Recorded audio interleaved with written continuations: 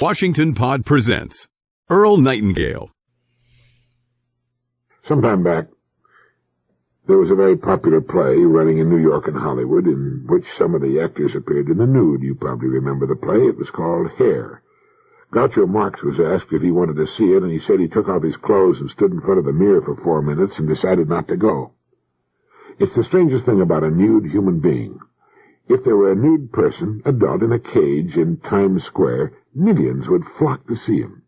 There would be hundreds deep around his cage. Why is that? If it's a naked orangutan or a naked elephant or a naked dugong, people will find it of only passing interest. The zoo is filled with naked creatures and in need of more customers. But let a human being divest himself of his clothes, and the curious and the concupiscent will come from miles around to look. In our big cities there are thousands with telescopes and binoculars scanning windows. You don't find them at the zoo, which is where they ought to be. And there's certainly no mystery to the human form. It's practically identical to that of the great apes.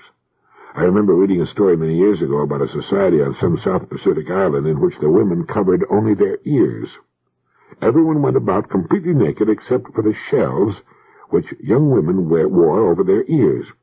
And when a young couple married and were alone finally in their hut, it was the new husband's right to remove the shells covering his young wife's ears, which act, as you might imagine, he found tremendously stimulating. If a large black box were placed in public view with a sign on it reading, "Do not look inside," well, you'd soon have a problem with the crowd. The people aren't interested in the naked animals in the zoo simply because they're naked all the time. People want to see what is customarily covered, and that, along with our attitudes towards sex, is what produces voyeurism on the part of millions of otherwise relatively normal human beings. People who live in nudist camps are, in my opinion, out of their minds, but at least there's no longer any need for the binoculars or standing in line to see a stage play in which members of the cast appear in the nude. The reason I say people who dwell in nudist camps are out of their minds is simply because it's much more comfortable and physically safer to wear clothes.